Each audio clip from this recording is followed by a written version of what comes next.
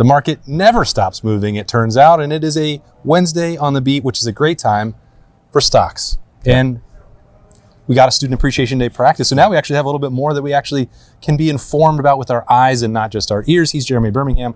I am Austin Ward. The Beat is brought to you by the Waterworks. Where should we begin? That's a great question. Are we talking about what we saw and people who took advantage and moved? I think it's got to be Or is it someone who now has an opportunity? Because I think that there's a different way we can look at this stock watch, because I'm not going to tell you how to spend your money. I think that there's an opportunity here, and Ryan Day talked about it a lot on Monday, the opportunity that is now presenting itself for Ian Moore, for Carter Lowe. And I don't know that it's going to matter come August to either one of them, but this last week without Austin Saraville, without Phillip Daniels, finishing the next 2 weeks of spring without those guys, this is a huge opportunity for those two. And I think that clearly Carter Lowe in year two, going from a third string guy to now running against the ones, Ryan Day talked about it, as I said on Monday, that's pretty big. That's an opportunity here for not this year, let's be clear. Yeah. But it is something that if you're an Ohio State football fan or you're an Ohio State football coach and you're wondering, are we going to get what we wanted to get out of a guy like Carter Lowe, who was a top 40 player in the country coming out of high school out of Toledo Whitmer? Now you really get that chance to figure it out, and I think that's huge. I think, if we're talking about what we saw and the opportunity, it's the combination for both of those players for what those mean. And I would say for this year, it probably does mean a lot more for Ian Moore and how close he is to being the domino that tips things over that might move Austin Saraville to right guard. Now, all of that is in a relative holding pattern for both Austin Saraville and Phillip Daniels right now. They're going to be out for the rest of spring camp with those minor procedures to get that cleaned up going. They'll be fine by training camp, and we'll be having that conversation, I think, about the best five all throughout summer and into August. But this does come back to, if you have a healthy version of Austin Saraville, Phillip Daniels, and Ian Moore to play tackle in the season, and Carter Lowe then becomes that fourth, often we hear this, you got to get these guys reps. They have to have game reps. I think they'll hearken back to these. And Saturday was a little bit rough. He, I think, was overwhelmed, which is not unexpected. Year two, and he's having to deal with really mature, developed Ohio State defensive linemen. Didn't win those.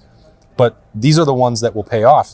He is getting a rep against a MAC opponent, or if it had been last year against Grambling, none of those will mean anything compared to going against Kenyatta Jackson or Bo Atkinson or Quay Russaw or any of those guys in a spring football. Those are more meaningful, truthfully, than anything he could get in the season. And maybe that's hyperbole, but that's how I feel. I've heard enough from the Ohio State coaching staff that they agree with that as well, that these iron sharpen iron practices and the opportunity to be out there with the ones and with no safety net, that will carry over for him. But again, that's a conversation for a year from now. Ian Moore, I think, is more immediate and more pressing. And not only was he winning some individual reps, but the way that he talked, the level of trash talk, the confidence that he plays with, that's dipping into the vibe territory. But I didn't know that was part of the profile for Ian Moore. There was a little bit of ish to him on Saturday whenever the Ohio State offensive line did something right when he wasn't out there. He was the first guy yelling, supporting his teammates, talking trash, as you said, to the defense. And to C.J. Barnett. To whoever, which is good. This is an opportunity. You want these guys to be able to just feel confident enough to get out here and be themselves and let it rip. And every one of these reps that a guy like Ian Moore gets matters. And that's the same for Gabe Van Sickle. It's obviously now, again, Jake Cook got dinged up on Saturday. We don't know exactly where that's going, but for a guy like Gabe Van Sickle, who now doesn't have to worry about the Jake Cook probably as much, doesn't have to worry about the Josh Padilla of it, doesn't even have to worry about Austin Saraville being moved inside and taking his reps to figure out what the best five looks like. This is a pretty huge week for those three guys on the offensive line, and I don't know that it's ideal. But as Ryan Day said, now you're just trying to make the best of it here and figure out how it can benefit you. Well, yeah, if you were looking to invest right now, I don't know that the stock could really be lower. They're not. If they were playing a game on Saturday, that would be a real issue, and it would be a lot bigger problem than it was against even Indiana and Miami, where I've said it a bunch of times. I don't believe that the offensive line was solely to blame for that. Of course, some level of the breakdowns can be pointed at them, but maybe it is a good time to invest, because once you get fully healthy and then you have the benefit of some of these reps that, whether that's Gabe Van Sickle, Carter Lowe, Ian Moore, Mason Wilhelm, Deontay Armstrong. or whichever Armstrong is still here. If I'm messing up my names right now, Deontay, yeah. Like those are significant to building the depth and the versatility in the long run. But if you're watching a practice like Saturday, or if you're preparing for the spring game on April 18th in the Horseshoe, is it going to look good? No, probably not. No, and the question for the outside perspective for the fan becomes, how does that impact the spring game? What do they do different? Do the quarterbacks get treated a little bit differently because of the offensive line woes? We'll find out. I mean, the Buckeyes structure their spring game differently every single year based on whatever's going on with the roster. But I thought one of the more interesting conversations from Ryan Day's press conference on Monday was about the run game itself, because obviously you throw in those pieces with the offensive line, and that's going to cause some concern. But then when you hear him talk about the running backs, and the fact is Bo and Isaiah are out. We've known that. Legend's now been out for a minute. Turbo Rogers didn't practice on Saturday, so we didn't get a chance to get an opportunity to see where he's taking things. I thought Jacoby Jackson, to me, is the guy that's going to benefit the most. It was almost exclusively split between him and Favor Aki on Saturday in the reps we got to see. And of those two, it's not a surprise that the 25-year-old seventh-year college player looked more competent and more confident and more comfortable than Favor Aki, who missed his entire senior year of high school with an ankle injury. So this is a big spring now for Jacoby Jackson. And like, there's a weird balance I think Carlos Lachlan has to strike between how much do you want to give Jacoby Jackson right now, because all these injuries are there. Like, you got to kind of keep him now, make sure he's healthy. So I would say, like, my level of interest in the Jacoby Jackson storyline has gone up, because I don't think we can go through the rest of spring expecting any of these other guys to perform. Yeah, I think on Monday when Ryan Day spoke in the Woody, I think you and I were coming at it from slightly different vantage points, but it was all channeled in the same direction, which is how much can you get done with the run game right now because of the injuries up front and also in the backfield without Bo, Isaiah, Legend Bay, Turbo Rogers. Like it's pretty disjointed, and there's only so many reps that you would want to, I think, give to inside period or going live and running the football between the tackles, because they're not in position to do that. And Ryan Day said, well, you can still have tight ends block. You can still focus on perimeter blocking from the wide receivers. You can still install the scheme and talk about it. And that is all true, but you're also not getting a look at what this could actually become. And when I contrast that with the defense and some of the conversation about whether that's Christian Allegro or Earl Little or James Smith and figuring out what they do best, like Matt Patricia has had the ability to do that. Knock on wood, they hadn't had to deal with the same level of injuries. Ryan Day touched on that a little bit with Riley Pettijohn. It's like, well, they haven't been able to work with that in a group that everyone else is clearly elevating at linebacker. But the defensive side of the football has a chance to not only install and rep and work on all that stuff, but like take the next step. It's why they're so much further ahead than the offense right now. What this run game looks like, what Arthur Smith's influence is going to look like, what Bo Jackson and Isaiah West, their version of year two, how that develops, all that's in a holding pattern. Now, it doesn't mean that it won't be better, that it can't improve in August, but if spring didn't mean anything, they would cancel all these practices. Yeah. I mean, it is a clear disadvantage for Arthur Smith in his first couple months with Ohio State. It's a clear disadvantage for the offense. But as you said, as we talked about on Snap Judgments on Saturday, this is not what spring football is not the same as it used to be. Like, this is about figuring out what your guys can do. And that it is unfortunate that you're not able to do that with some of them. But as far as install and figuring out all of the scheme of the offense, like, that's still coming. Like, that's not even really what this is for anymore, especially with 51 new players. This is your OTA. It's just an extended OTA. Yeah. In the summer, that's when you'll start to see all these other pieces get put into place. But I just thought it's almost like the stock on the offense in itself has to be flat from here through the end of spring, because the offensive line and the running game, which were the running game was the biggest question heading into spring anyway. And now it's like, what on earth can Carlos Lachlan really get out of it? I think Carlos Lachlan probably should be suiting up at this point, because he'd be the one. I think he would if he was allowed. He probably would. But this is a group that we're just not really going to get a true answer on as what they are. So I thought it was interesting that Ryan Day brought up on Monday the pass, like run blocking out of the wide receivers. I thought that was an interesting turn in the conversation and the question I asked him about explosive offenses, because it seems to me to speak to something that he felt was missing in the last couple of years and didn't really get to verbalize it until today, or until Monday. So we'll see. But I think just from a pure stock flat position, to me, it's the running backs and the running game, because we're not going to get the answers we thought or hoped we would get in spring. I feel like all of this have been flat scheme and concept conversation. And I think what people really want on a Wednesday Stonk Watch is your bold predictions about black stripes and guys who are making moves, because I hate to say it.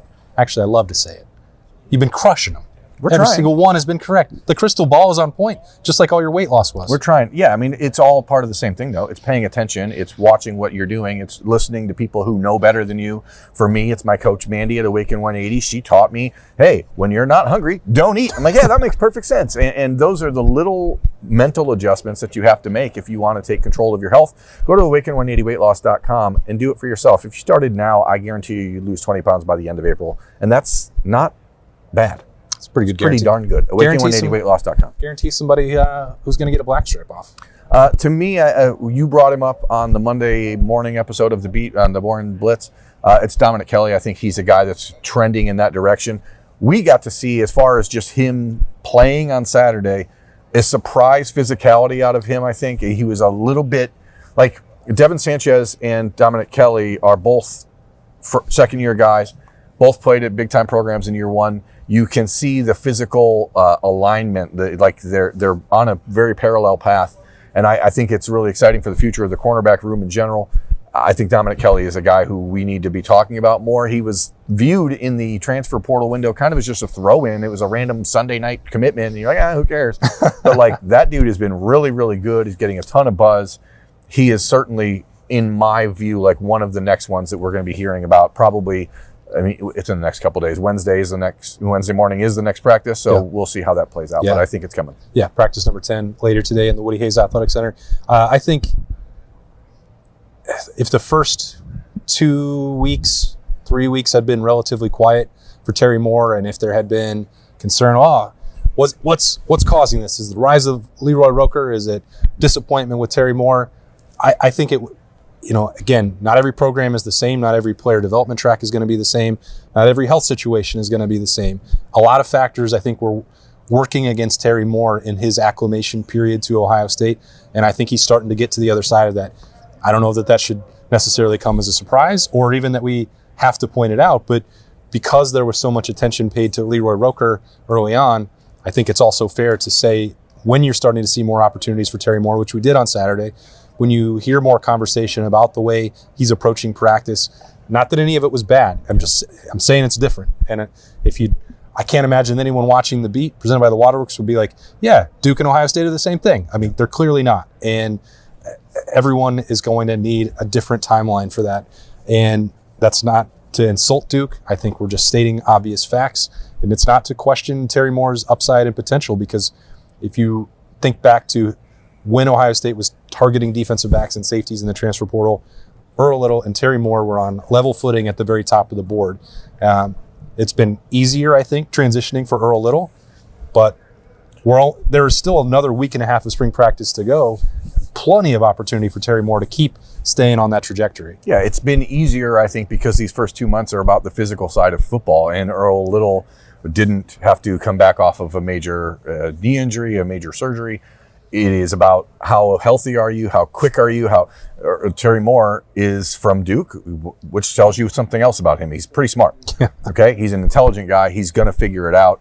His relationship with McArary, I think, was a major part of why he wanted to be at Ohio State. They trust him. He's on his way. I don't think you have to worry about that. And I think that just in a situation like this, and I know people get sick of probably hearing 51 new players and this and that, but we talk about the freshmen and we talk about the transfers. Pretty much that's it, because there's so many guys that we're trying to introduce ourselves to and to the fan base. And that's why I thought it was really important, and this will be my last stonk for this episode, is that Ryan Day, unprompted, brought up Hunter Welsing and Mason Williams and their growth at tight end, and say, hey, it hasn't always been pretty. Yeah. It hasn't always been not perfect. Even close to perfect. It hasn't been perfect, but they are grinding. And when you're dealing with veterans, and this is why I bring these two up after you talk about Terry Moore, because the things that younger guys go through when you have those struggles, those early adjustments, you've already been through this somewhere else. You know that you're going to be okay. So you don't allow yourself to get deep into your head and into your psyche and say I can't do it. And so I think it's easier when you have veteran players like that, when they're not really taking the bull by the horns immediately, to feel confident that, hey, they're going to get it. It's not like a young guy who gets here when the wall hits him the first time, they're like, whoa, I don't know. Like, you don't worry about that with these veterans. You know that they're going to find a role. They're going to work it out, similar to the way it took Will Kazmarek some time to get ready, and he's going to be an NFL draft pick in 3 weeks. So this is a program that is very, very astute about what they're looking for, what they want out of these transfers. And when you go out and you get a 7th-year guy like Hunter Welsing and a 4th-year guy like Mason Williams, you're not expecting them, especially when they come from Duke or Northwestern or Ohio University, you're not expecting them to come in here and do what Earl Little's doing. You're not expecting them to be physically the freak that Quay is or James Smith. You're expecting them to have a calm, steadying influence on a room that you needed talent and experience and leadership. And that's what those guys are providing. And eventually the on-field side of that is going to catch up. And we're starting to hear that now more this week than we had in the first 3. Yeah, it looked on Saturday like they could be real threats in the passing attack. I'm, pairing that with what they did on the first 2 days of practice that we saw. Like, Ohio State was thrown into those guys in the red zone a lot. It looked productive. It looked like it could be a weapon for Ohio State. And I know that there's going to be some people still feeling aftershocks of using 3 and 4 tight ends in the red zone and the way that looked. I mean, I can pretty much guarantee you that there's still going to be heavy personnel down there. Now, is Arthur Smith going to use it the exact same way that Ohio State did a year ago? I bet not. Yeah. And Hunter Welsing and Mason Williams are not the exact same players that Max Clare and Will Kazmarek were. So, like, there's different tools in that box right now, and eventually you'll have Bennett Christian to supplement that. And, Nate Roberts, I think, is still physically, he looks so much different from just year 1 to year 2. I think he can be a real asset down there. I think he's taking the reins to be tight end number 1. But if he doesn't have to do it by himself, that's ideal. You get a healthy Bennett Christian and veteran presence from Welsing and Williams. Like, that's a pretty good group again. Like, deeper than a year ago. It's deeper than a year ago, but again, going back to the very start of this show, when you're seeing opportunities for Carter Lowe and Ian Moore and Deontay Armstrong, you're seeing opportunities. I brought up Max LeBlanc on Saturday after Unsnapped Judgments. Like, that's a guy we haven't even talked about in his 2 years at Ohio State. Brody Lennon, like, even Nick Lauder, we've seen him lined up as basically a split end, like a 6'5", 240-pound split end out there, like big athletes. So Arthur Smith is being forced to find ways to do things because a good percentage of the regular touches of this offense are not out there right now. Yeah. So it's an instructive spring, but it's also something where we're having to watch, like, is this player getting there? Because his role now may not be anywhere near what his role in September is going to be. Yeah, all those players are also running out of time in spring camp because practice number 10 is Wednesday in the Woody Hayes Athletic Center. We'll be back into here from defensive backs, I believe, which should be exciting to get into that. We'll also have one more practice on Friday. We'll have a Freaky Friday mailbag if you want to send in those questions to the Austin and Berm Show at gmail.com, the Austin and Berm Show at gmail.com. We love to hear from you all, and thank you in advance for those questions. But we'll be back in here for some Snappy Jays later on. It's been a Stock Watch on the Beat, presented by the Waterworks. He's Berm. I'm Austin. We'll talk to you later.